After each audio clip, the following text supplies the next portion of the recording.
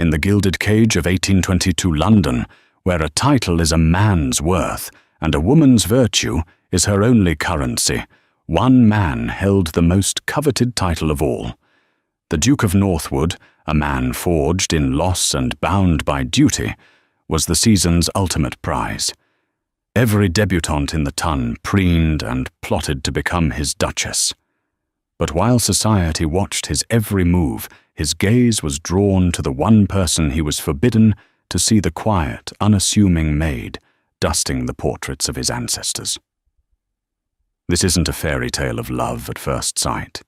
It's the story of a forbidden spark in a world of cold calculation, a story of how a single stolen glance can ignite a scandal powerful enough to burn an empire of tradition to the ground.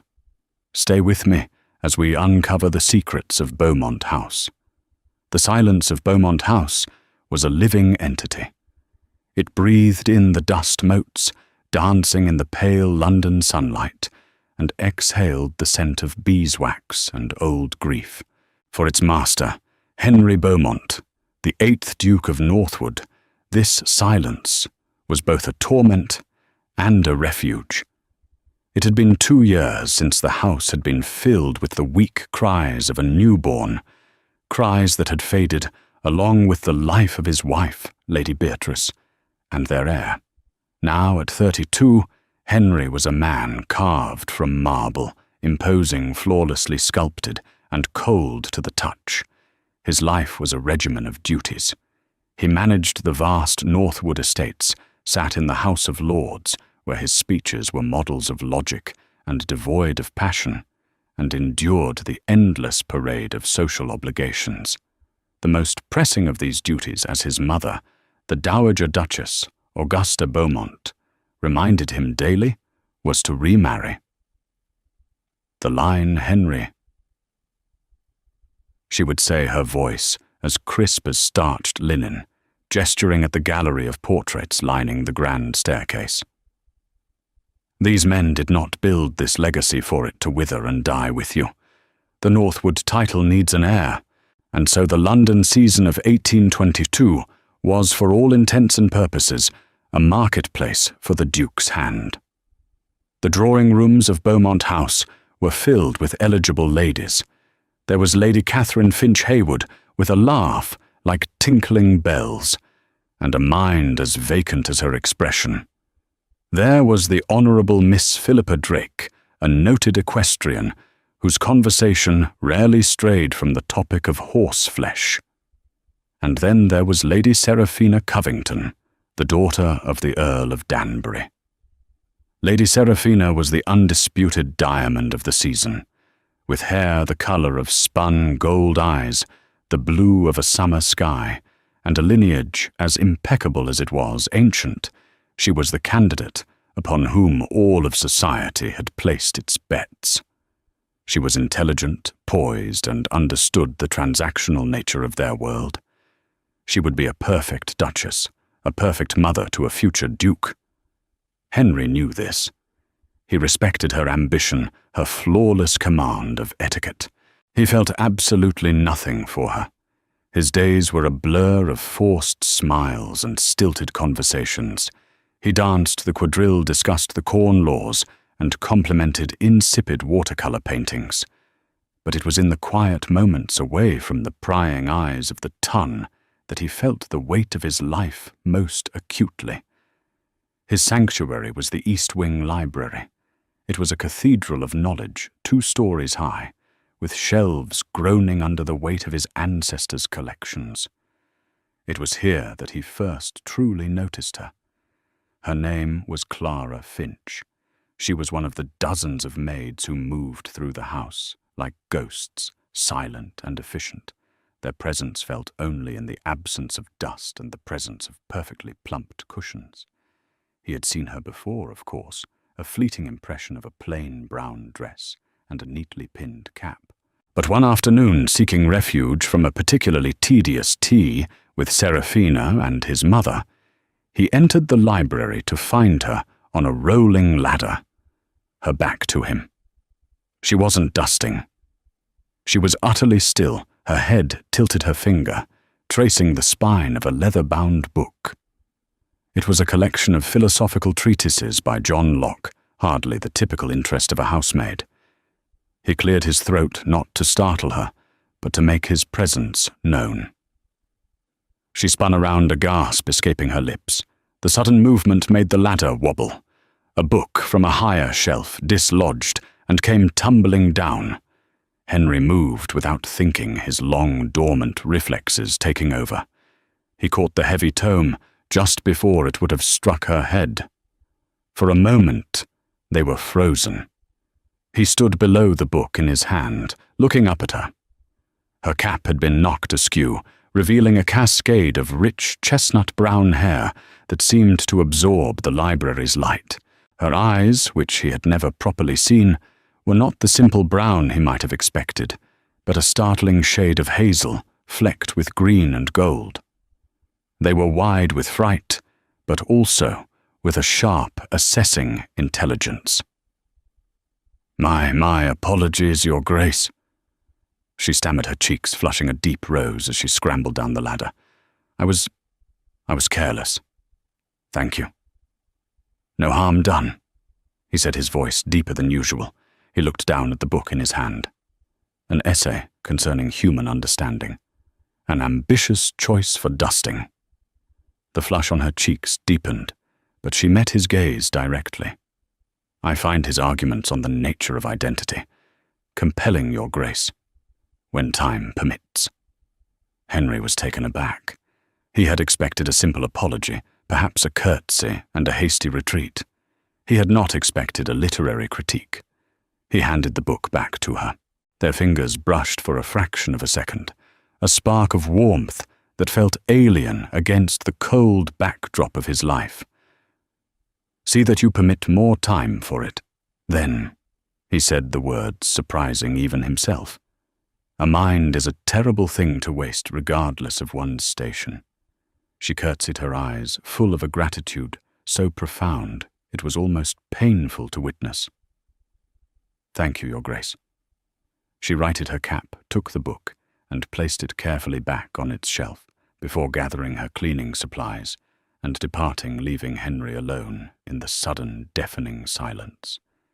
He stood for a long time, the phantom warmth of her touch still tingling on his fingertips. For the first time in 2 years, a crack had appeared in the marble facade of the Duke of Northwood, and a sliver of unexpected light had pierced through. The machinery of the London season ground on relentless and unforgiving. Henry found himself formally courting Lady Seraphina Covington. It was a courtship conducted in the public eye promenades in Hyde Park boxes at the Royal Opera House, and glittering balls where they stood at the head of the room, a perfect ducal couple in the making. Seraphina played her part with masterful precision. She was always beautifully attired, her conversation witty, and informed, her smile a dazzling weapon.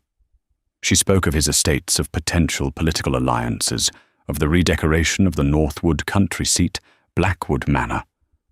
She was designing their future as one might draft a treaty with clauses and conditions, all meant to secure and enhance their mutual standing. "The Duke of Devonshire's ball will be the event of the season.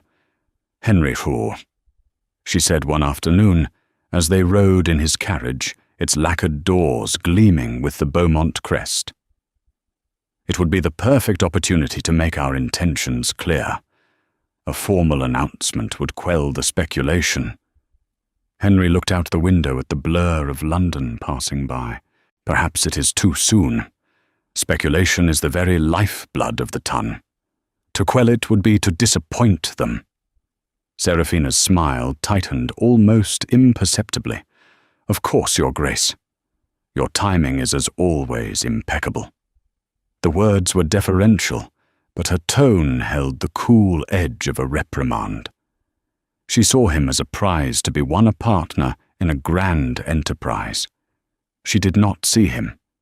In contrast, his interactions with Clara Finch were like finding a spring of fresh water in a desert. They were never planned, always fleeting, yet they sustained him. He began to frequent the library at hours he knew she would be there. He would sit at the large mahogany desk, pretending to review ledgers while he watched her move through the room. She worked with a quiet, focused grace, her movements economical and precise. One evening he found her polishing the silver inkwell on his desk.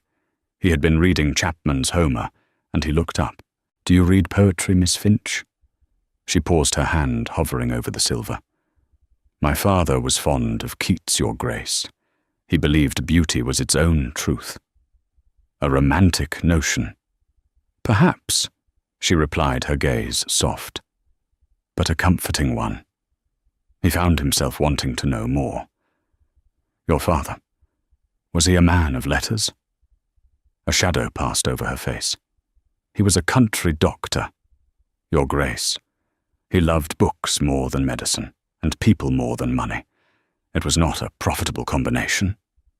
There it was, a story of genteel poverty, of a life of learning and quiet dignity, lost to circumstance. It explained the intelligence in her eyes, the correctness of her speech. She was not merely a maid. She was a lady whom fate had dealt a cruel hand. This knowledge settled deep within him, a strange mixture of compassion and a fierce, unsettling protectiveness. The contrast between his two worlds became starker. At a soirée at Covington House, he stood with Seraphina as she systematically dissected the flaws of every guest in the room, her witty barbs earning her sycophantic laughter. "Did you see the feathers on Lady Grantham's turban?" she whispered to him. "She looks like a startled pheasant." Henry gave a non-committal grunt. His mind was elsewhere. He was thinking of a conversation he'd had with Clara earlier that day. He had been trying to locate a specific map of the Low Countries, and she had found it for him in minutes, navigating the library's complex cataloguing system with an ease that belied her station. They had stood together over the large table, their heads close, as she pointed out the cartographer's markings. He had smelled the faint, clean scent of lavender soap on her skin, and had felt an almost overwhelming urge to tuck a stray wisp of her chestnut hair back behind her ear. He was pulled back to the present by Seraphina's sharp tone. "Henry, are you listening? My apologies," he said. "I was just thinking of an estate matter." Her sharp blue eyes narrowed. She had noticed his abstraction, not just tonight, but for weeks. She was too clever, too observant to miss it. She followed his gaze as it swept the room, searching for the source of his distraction, but finding nothing, it returned to him colder and more possessive than before. The turning point came during a violent thunderstorm that rattled the windows of Beaumont House. Henry was in his study nursing a glass of brandy when a frantic knock came at the door. It was Mrs. Gable, the head housekeeper, her face pale. "Your Grace, it's the solarium.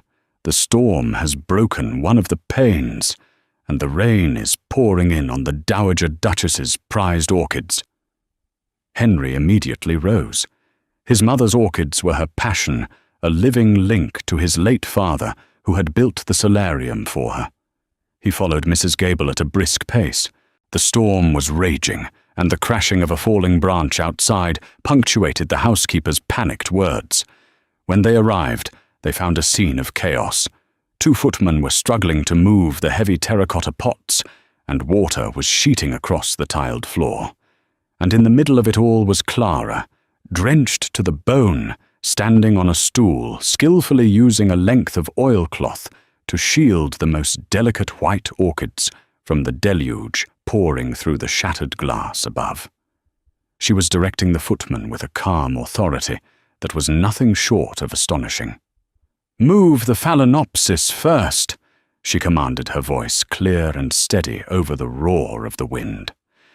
"Their roots can't take the cold water, Thomas. Fetch more cloths from the linen press, quickly." Henry stopped in the doorway, mesmerized. She was not a maid in that moment. She was a general commanding a battlefield, her focus absolute, her purpose clear. While others panicked, she acted. He moved to her side. "Miss Finch." She looked down, her wet hair clinging to her face, her eyes shining in the lantern light. There was no deference in her gaze, only a shared sense of urgency. "Your Grace, the roof strut is weakening. If we don't protect these, we will lose them all." Without another word, he took the heavy end of a tarpaulin from a footman, and together he and his maid worked against the storm. Side by side they protected the fragile flowers, their hands brushing their shoulders, bumping in the cramped space, a silent, coordinated team. In the heart of the storm, surrounded by the scent of rain, wet earth and blooming orchids, Henry felt a sense of connection more real and profound than anything he had ever known. And as he looked at Clara, her simple dress, soaked through her face, streaked with dirt, but alight with fierce determination, he knew with a terrifying certainty that he was in insurmountable trouble. The incident in the solarium shifted something fundamental within Beaumont House. Below stairs, whispers followed Clara Finch like her own shadow. She was the maid who had given orders to footmen, the one the Duke had worked beside in the storm. The respect she gained from some was matched by the envy and suspicion of others. Above stairs, the change was more subtle, but infinitely more dangerous. Lady Seraphina Covington, whose intelligence was matched only by her possessiveness, had noticed the Duke's deepening distraction. She had begun to watch him with the focus of a hawk, and her gaze soon fell upon the one anomaly in his perfectly ordered world, the quiet maid with the intelligent eyes. Seraphina began to test the boundaries. She would summon Clara for meaningless tasks when she knew the Duke was nearby, her requests laced with a saccharine condescension designed to demean. "Clara, my shawl," she would command, her voice carrying across the drawing room. "No, not that one. The cashmere. Use your eyes, girl." Henry, forced to witness these displays, felt a slow, cold anger build within him. He could not reprimand his intended bride for her treatment of a servant without causing a major scandal. To defend Clara would be to reveal his interest in her, and to expose her to a far greater danger than Seraphina's petty cruelties. So he remained silent, his jaw tight, his hands clenched into fists, and his silence was a fresh hell. Clara, for her part, endured the barbs with a quiet dignity that only infuriated Seraphina more. She never complained, never faltered. She simply performed her duties with a grace that made Seraphina's insults seem crude and childish. This infuriating resilience only confirmed Seraphina's suspicions. This was no ordinary maid. The Dowager Duchess Augusta was also not blind. She saw the tension coiling between her son and his chosen bride. She attributed it to prenuptial nerves, a man's last grasp at freedom before the shackle of marriage. "You must be more attentive to Lady Seraphina Henry," she advised him one morning. "She is a prize. Do not give her cause to doubt your commitment. The success of this union is paramount." His mother's words only served to cage him further. Every public smile he gave Seraphina felt like a betrayal. Every polite nod was a lie. His life had become a performance, and he was growing weary of the role. The situation escalated when a new player entered the game. Lord Harrington, a man with a charming smile and a reputation for ruthlessness, began to call frequently at Beaumont House. He was an old acquaintance of the Covington family, and he showered Seraphina with fawning compliments that she accepted as her due. Henry disliked him on sight. Harrington had the predatory eyes of a man who saw the world as a collection of assets to be acquired, and he looked at Henry's life, his title, his wealth, his intended bride, with a covetous gleam. One afternoon, Henry was passing the morning room when he heard raised voices. He paused, recognizing them as Seraphina's and Harrington's. "It is taking too long." Seraphina's voice was sharp, stripped of its usual melodic grace. He is distracted. He postpones any talk of an announcement. "Patience, my dear Seraphina." Harrington's voice was a low, placating purr. "A duke is not a fish to be yanked from the water. You must play out the line. Once you are the Duchess, everything we've planned falls into place. Your father's debts will be a distant memory." Henry froze his hand on the door handle. Debts. The Earl of Danbury was thought to be one of the wealthiest men in the kingdom. "And what of your share?" Seraphina shot back. "You seem quite confident of it." "Let's just say I will have the Duke's ear through his beautiful Duchess," Harrington chuckled. "There are many lucrative appointments, many ventures a man of my talents could oversee. With the Northwood influence behind me, the possibilities are endless. You secure your family, I secure my future. A perfect partnership." The pieces clicked into place with sickening clarity. This was not a marriage. It was a corporate merger, a hostile takeover. Seraphina was not just ambitious. She was a conspirator, using her beauty and lineage as bait to save her family from ruin and elevate her co-conspirator. The coldness Henry had always sensed in her was not just aristocratic reserve. It was the chill of pure, calculating greed. He backed away from the door, his heart pounding with a mixture of disgust, and to his surprise, liberation. He was free. The duty he felt towards this union, the pressure from his mother, the expectations of society, it was all built upon a lie. His first instinct was to confront them, to expose them publicly, but he quickly reined in his anger. A public scandal would tarnish the Beaumont name. And more importantly, he had no concrete proof, only a fragment of an overheard conversation. He needed more. He needed to understand the full extent of their deception. But as he plotted his next move, his thoughts were not on Seraphina or Harrington. They were on Clara. The knowledge of Seraphina's deceit threw Clara's simple honesty into stark relief. While Seraphina schemed for his title, Clara had offered him a moment of genuine conversation over a dusty book. While Seraphina saw him as a key to power, Clara had seen him as a man, another person, to work alongside in a storm. That evening he sought her out. He found her in the gallery, carefully wiping down the gilded frames of his ancestors' portraits. "Miss Finch," he said, his voice quiet. She turned, curtsying. "Your Grace." He walked to stand beside her, looking up at the portrait of his grandfather, a stern man with cold eyes. "Do you ever wonder what they were truly like beyond the paint and the posturing?" Clara followed his gaze. "I think," she said softly, "that a person's true character is not found in a portrait, but in the small choices they make when no one is watching." Her words struck him like a physical blow. It was a perfect, unintentional indictment of Seraphina, and a perfect description of herself. He looked at her, then truly looked at her, and saw not a maid, but the most honest soul he had ever encountered. The risk, the danger, the impossibility of it all seemed to fade away, replaced by a single, terrifying and exhilarating thought: this is the woman I should be with. The game had changed. It was no longer about escaping a loveless marriage. It was about fighting for a love that could cost him everything. Henry's discovery armed him with a dangerous truth, but it also forced him into a precarious game of observation.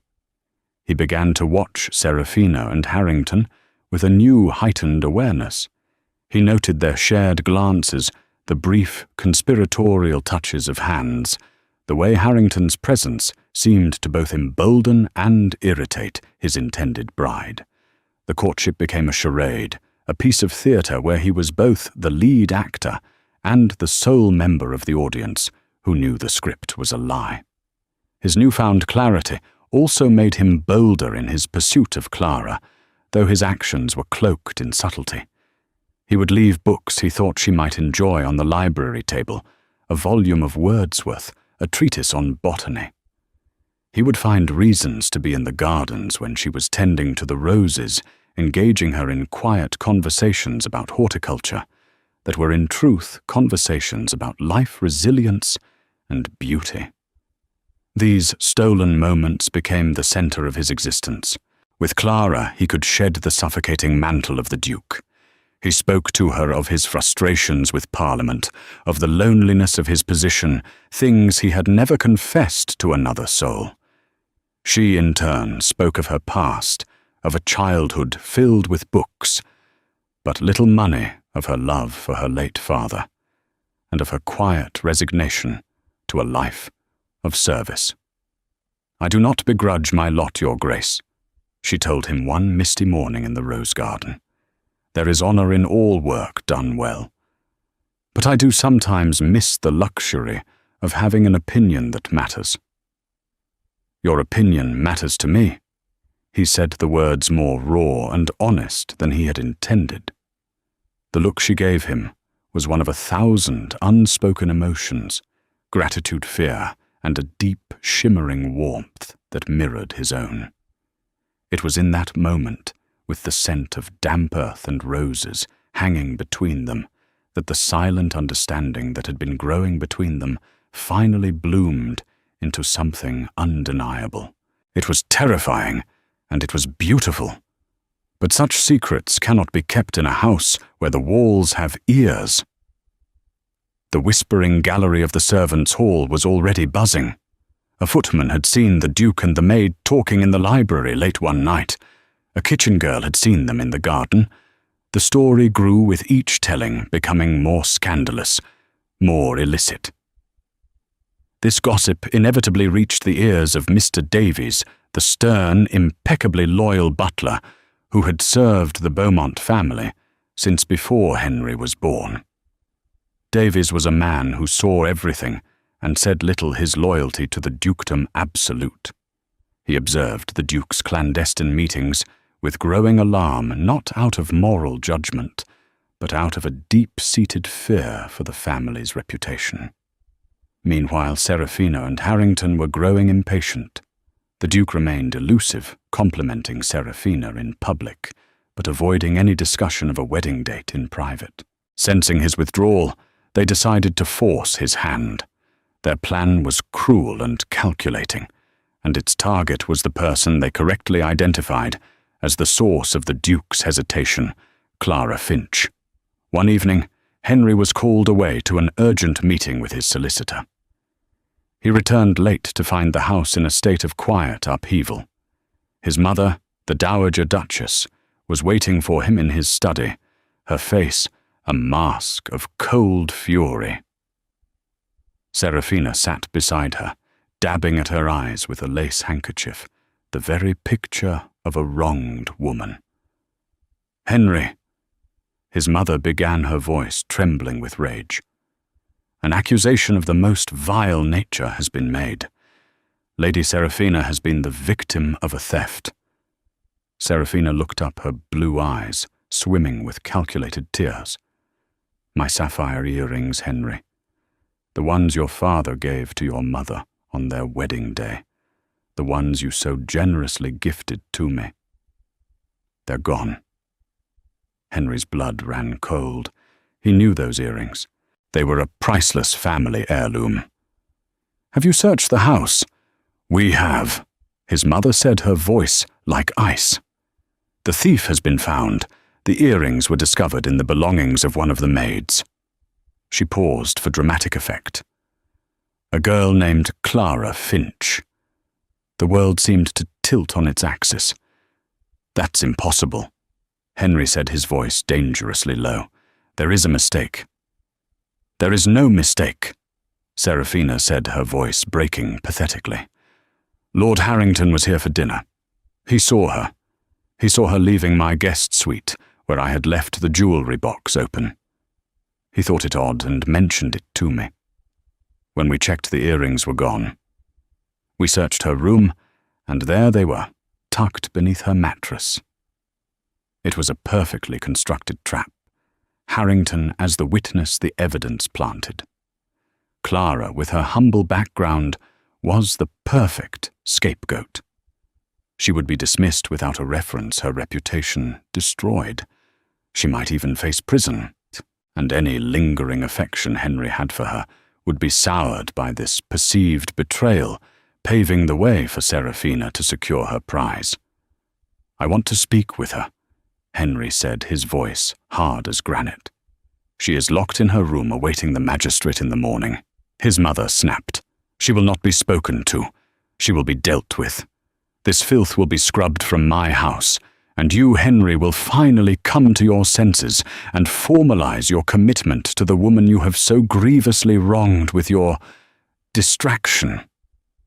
Henry looked from his furious mother to the falsely weeping Seraphina. He saw the triumphant glint in her eyes, the satisfied smirk she could not quite conceal. He felt a rage so pure and so potent it nearly blinded him. They had not just framed an innocent woman. They had used his family's most treasured possessions to do it. They had weaponized his own history against him. He turned and strode from the room without another word. He was not going to the magistrate.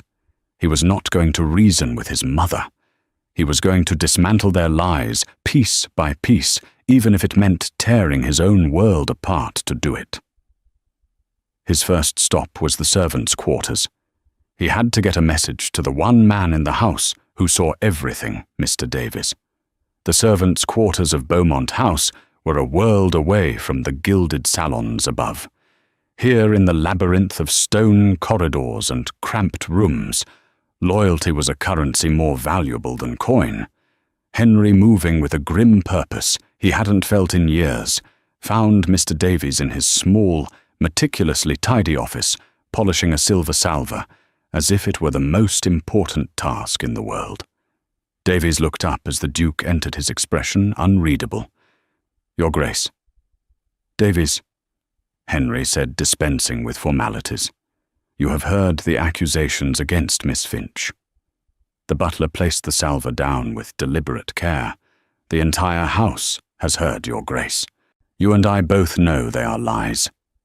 It was not a question, it was a statement of fact, an appeal to the man's decades of service and his intimate knowledge of every soul under that roof. Davies met his master's gaze.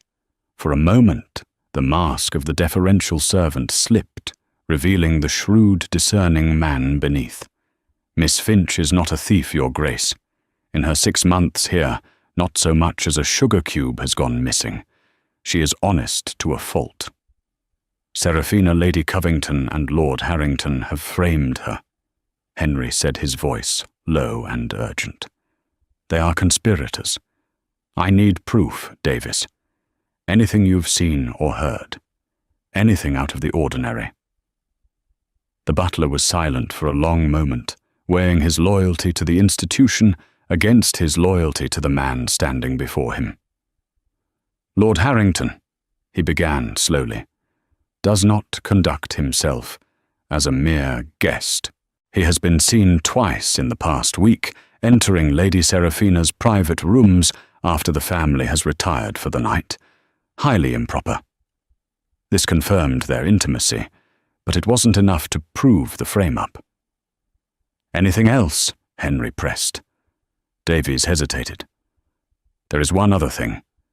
This afternoon, before the incident, I saw Lord Harrington in the West Hall near the kitchens. He was speaking with one of the newer footmen, a lad named Peter. He gave the boy a coin.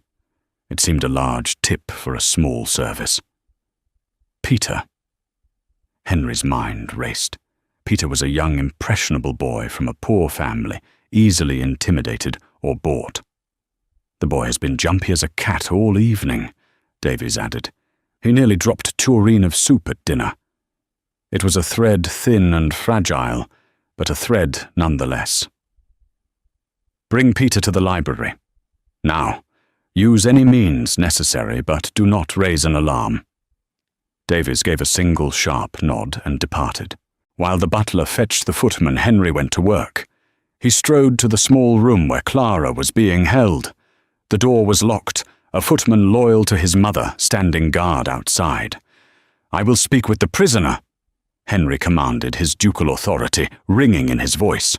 The footman hesitated, torn, but the Dowager Duchess gave express orders. "I am the Duke of Northwood. This is my house. Open the door." The man wilted under his glare and turned the key. Henry stepped inside, closing the door behind him. Clara was sitting on the edge of a small cot, her back ramrod straight. She wasn't crying. Her face was pale, but her hazel eyes were clear and defiant. "Your Grace," she said, her voice strained. "You should not be here. They will say you are compromised." "To hell with what they say," he said, crossing the room to her. He knelt before her, taking her cold hands in his. "Clara, look at me. I know you are innocent. This is a trap set for me, and you have been caught in it. I will get you out of this." For the first time, her composure cracked. A single tear traced a path down her cheek. "How they have the earrings. They have a witness. My word means nothing against a lord's." "Your word means everything to me," he said fiercely. "Trust me." He left her. Then his resolve hardened to steel and returned to the library. Davies was there, along with the terrified footman, Peter, who was twisting his cap in his hands, his face ashen. Henry closed the library doors. "Peter," he said, his voice calm, but imbued with an authority the boy had never heard before. "Mr. Davies tells me Lord Harrington gave you a coin today, a generous sum." The boy flinched, unable to meet the Duke's eyes. He asked me to fetch him a glass of water, Your Grace." "Did he?" Henry walked closer, his shadow falling over the trembling boy. "Or did he ask you to do something else? Did he perhaps give you a small velvet pouch? And did he tell you to place that pouch under the mattress in Miss Finch's room while she was occupied with her duties?" Peter began to shake violently, tears welling in his eyes. I didn't want to. Your Grace, I swear it. But my sister, she's sick, she needs a doctor. And his lordship said he'd give me 5 guineas. He said the maid was a thief, anyway, and was to be dismissed, that no harm would come of it. The confession tumbled out a torrent of fear and guilt. 5 guineas. They had ruined a woman's life for the price of a new coat. He is lying. The doors to the library burst open. Seraphina stood there, her face a mask of outrage, with Lord Harrington just behind her. The Dowager Duchess followed her expression, thunderous. They must have been alerted by the footman from Clara's room. "How dare you intimidate the staff into these wild fabrications?" Seraphina cried, pointing a trembling finger at Peter. "This boy is lying to save his own skin." "Is he?" Henry said, his voice dangerously calm as he turned to face them. "Or is he telling the truth about a conspiracy to ruin an innocent woman and defraud a duke?" "Absurd," Harrington blustered, stepping forward. "You have no proof. I have a confession," Henry countered. "And I have you, a man of supposed honor, who my butler informs me has been paying clandestine late-night visits to my fiancé's chambers. A man whose own finances I suspect are as empty as his character." Harrington paled. "And you, Seraphina," Henry said, his gaze pinning her. "You speak of lies. Tell me, is the Earl of Danbury on the brink of financial ruin? Is this entire courtship a desperate scheme to use the Northwood fortune to pay off your family's gambling debts?" The direct hit landed. The color drained from Seraphina's face. The carefully constructed facade of the perfect society, bell shattered, revealing the desperate cornered woman beneath. Her composure, her greatest asset, crumbled into dust. "You will not ruin me," she hissed, her voice low and venomous. "I will not be disgraced." The Dowager Duchess Augusta stared aghast from her son to his fiancé, the horrifying truth finally dawning on her. The betrayal was not from a lowly maid, but from the very woman she had handpicked to be the next Duchess. The scandal was no longer a possibility. It was a certainty detonating right in the heart of her perfectly ordered world. The library, once Henry's sanctuary, had become a courtroom. The air crackled with accusation and the stench of unveiled deceit. The Dowager Duchess Augusta looked at Seraphina, her face etched with a disbelief that slowly hardened into contempt. "Seraphina," Augusta said, her voice a low, dangerous tremor. "Tell me my son is mistaken." Seraphina, seeing her ambitions turn to ash, chose defiance over surrender. She drew herself up a cornered viper, ready to strike. "Your son has been besotted with a common servant for months. He speaks of my character, he who would disgrace his name for a chit in a maid's uniform. He brings this accusation only to free himself for an unsuitable, ruinous match. This is not about Miss Finch." Henry thundered, his voice echoing off the book-lined walls. "This is about you. It is about your lies, your greed, and the man with whom you conspired to entrap me." He turned his glacial gaze on Harrington. "My agents will be looking into your finances by morning, my lord. I wonder what they will find. Debts at every gaming hell from London to Newmarket creditors. You have held off with the promise of a forthcoming windfall once your accomplice was safely installed as the Duchess of Northwood." Harrington, who had built his life on bluff and bluster, finally folded. He saw the utter conviction in the Duke's eyes and knew the game was lost. A public investigation into his finances would not just ruin him, it would likely land him in debtor's prison.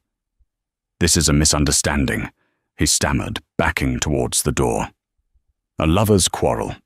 I will take my leave." He gave Seraphina a desperate, pleading look, but she stared back at him with pure hatred. He had failed. He turned and fled a coward, deserting a battlefield of his own making. His flight was a confession in itself. Seraphina was now alone, exposed and incandescent with rage. She turned her fury on the Dowager Duchess. "You wanted this match. You pushed him. You saw my lineage, my breeding. But you never saw a thing of any real consequence, did you?" "I saw what you wanted me to see," Augusta replied, her voice filled with a weary disgust. "A flawless diamond. I did not think to check if it was made of glass." Henry stepped forward, his tone leaving no room for negotiation. "You will leave my house tonight, Lady Seraphina. You will return to your father. An announcement will appear in the Morning Post tomorrow, stating that our engagement has been terminated by mutual consent due to unforeseen circumstances. If you or your father contest this narrative in any way, or if a single word of this evening's events is breathed outside this room, I will not hesitate to expose the full truth of your family's financial state and your conspiracy. You will be utterly, irrevocably ruined. Am I understood?" The threat was absolute. Seraphina stared at him, her beautiful face twisted into a mask of pure malevolence. Without another word, she turned and swept from the room, her dignity a tattered cloak that could no longer hide her disgrace. The room fell into a heavy silence, broken only by the quiet sobbing of the footman, Peter. Henry walked over to the boy. "Go to the kitchens," he said, his voice surprisingly gentle. "Tell cook to give you a hot meal. We will speak of your future in the morning. Your sister will have her doctor." The boy fled, mumbling his eternal gratitude. Now only Henry and his mother remained. Augusta had sunk into a chair, her hands gripping the armrests, her face aged by a decade in the last hour. "I was a fool," she whispered, staring at the portrait of her late husband. "I was so focused on the name, the bloodline. I ignored the character. I pushed you towards a viper." "We were both deceived," Henry said, though he knew he had never truly been fooled by Serafina's charms. He had simply been willing to accept them as part of the transaction. "And the maid?" Augusta looked up at him, her eyes sharp once more. "The girl, Clara. Serafina was not wrong about your interest. What are your intentions there, Henry? The scandal we have just averted will be nothing compared to the one you seem intent on creating. My intention," Henry said, meeting his mother's gaze without flinching, "is to right a grievous wrong done to an innocent woman under my protection and in my own home." "And then," she pressed, "and then," he said the words forming a truth he had only just fully admitted to himself, "I intend to follow my own counsel for the first time in my life." He left his mother to her thoughts and went directly back to the small room where Clara was waiting. He unlocked the door and entered, finding her standing by the window, staring out at the darkened gardens. She turned as he came in, her eyes searching his face. "It is done," he said softly. "Serafina is gone. You are safe." The relief that washed over her was so immense it seemed to physically weaken her. She swayed, and he was there in an instant, his arms steadying her. She leaned against him, her head resting on his chest, and he wrapped his arms around her, holding her close. It was not the embrace of a duke and a maid. It was the embrace of two people who had found an anchor in a storm. He could feel the frantic beating of her heart against his own. He breathed in the scent of her hair, that simple, clean scent of lavender that had come to represent everything true and real in his life. He knew with the kind of certainty that reshapes a man's entire world that he could never let her go. But he also knew the battle was far from over. He had defeated Serafina's plot, but now he faced a far more formidable enemy, 200 years of tradition, the unwritten laws of society, and the cold, hard judgment of the world. And this time, he would not be fighting to protect his name, but to redefine it. The news of the broken engagement between the Duke of Northwood and Lady Serafina Covington hit the Tun like a cannonball. The Morning Post was brief and maddeningly vague, citing only a mutual parting of ways. The rumour mills, however, worked overtime. Theories flew across ballroom floors and over tea tables. The Duke was secretly bankrupt. Serafina had a hidden lover. A madness ran in the Beaumont line. The truth, as is often the case, was far more scandalous than anything they could imagine. In the immediate aftermath, Beaumont House was a fortress of quiet tension.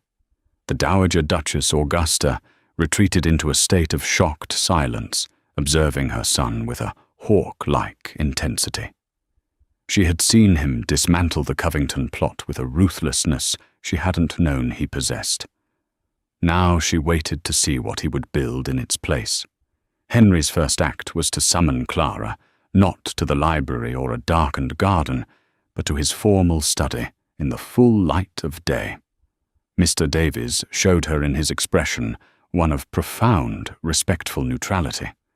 Clara entered no longer in her maid's uniform, but in a simple grey travelling dress Henry had instructed the housekeeper to provide. "Clara," he began, forgoing her surname, "I have made arrangements. A cottage is being prepared for you on one of my more remote estates in Yorkshire. It comes with a generous stipend. You will be safe there, anonymous. You can live a life of peace with all the books you could ever wish to read." He was offering her a gilded cage, a comfortable exile. It was a gentleman's solution to a scandalous problem to protect her, provide for her, and keep her far from his own life. Clara listened, her hands clasped before her, her expression unreadable. When he had finished, she finally met his eyes. There was no gratitude in them, only a quiet, heart-breaking disappointment. "You are a good man, Your Grace," she said, her voice steady. "You wish to protect me from the consequences of your world, and I thank you for that.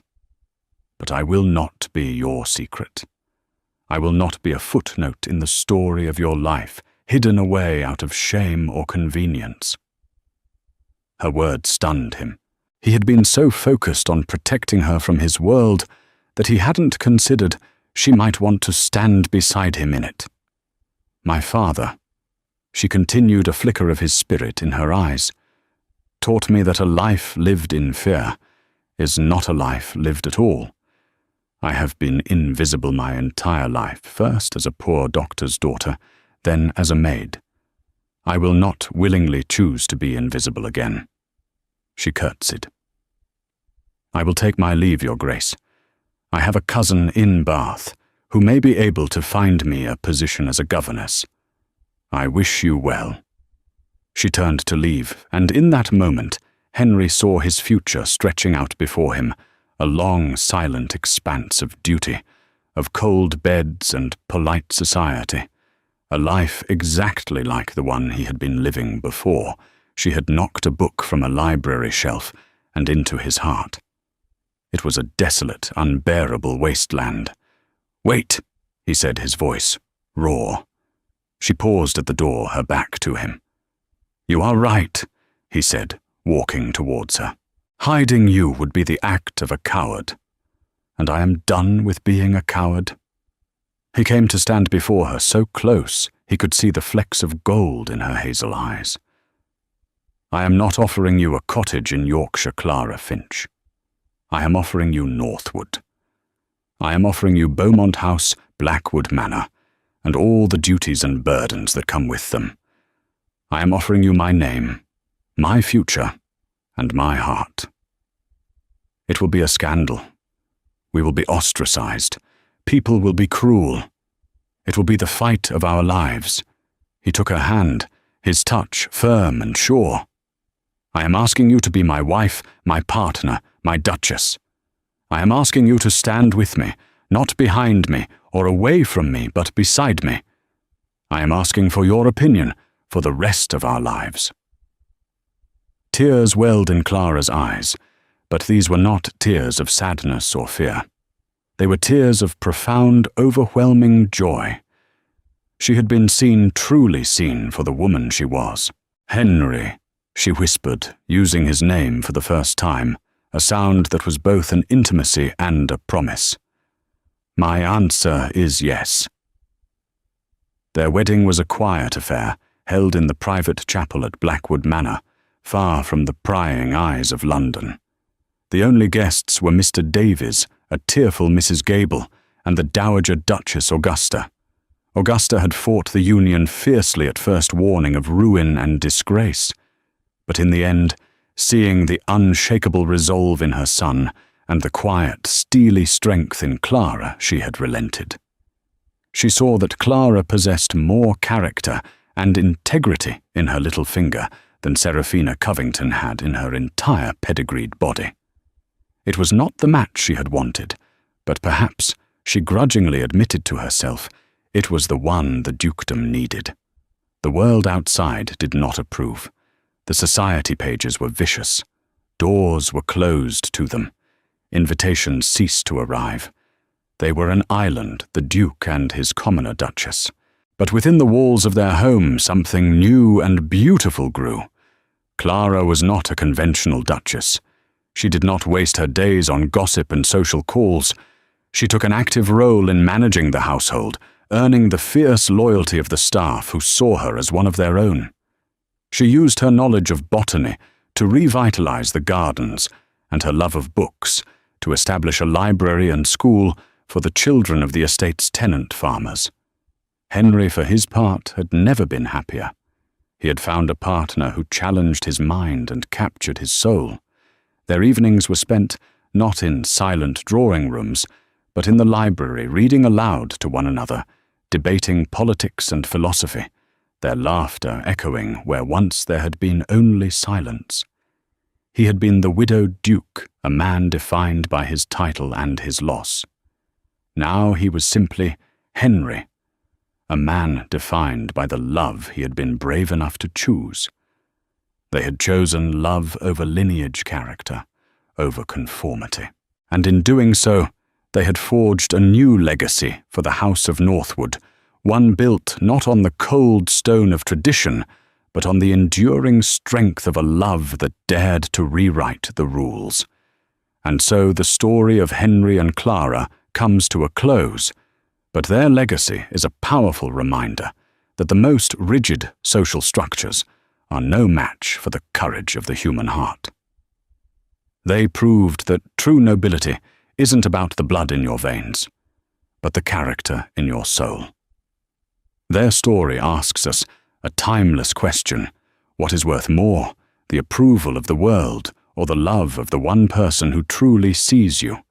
It's a tale of finding light in the shadows, a voice in the silence, and a partner where society said one could never be found. What did you think of Henry's final choice?